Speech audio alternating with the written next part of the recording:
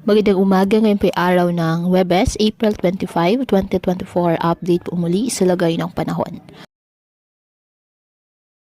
Ayon sa Pag-asa, Intertropical Convergence Zone or ITCZ nakakaapekto ngayon sa Southern Mindanao, habang easterlies ang nakakaapekto sa nalalabing bahagi ng ating bansa.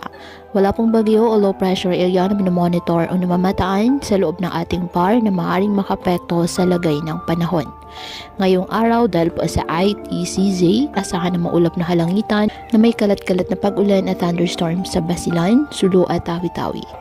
Habang sa nalalabing bahagi ng bansa, kasama na po ang Metro Manila, bahagyang maulap hanggang sa maulap na halangitan with isolated rain showers or thunderstorms dahil sa easterlies at localized thunderstorms. Sige, patuloy pa rin po natin na pinag-iingat ang ating mga kababayan sa banta pa rin po ng mga pagbaha at pagkuko ng lupa, lalo na kapag may malalakas na ulan, at ugaliin na magdala palagi ng payong o kahit anong mapananggas sa ulan o di kayo po ay sa init ng araw kapag lalabas ng ating mga tahanan. At yan po muna ang update sa lagay ng panahon ngayong araw. Muli ipatuloy po tayo na mag-ingat at palaging tandaan, God loves you. Stay safe and God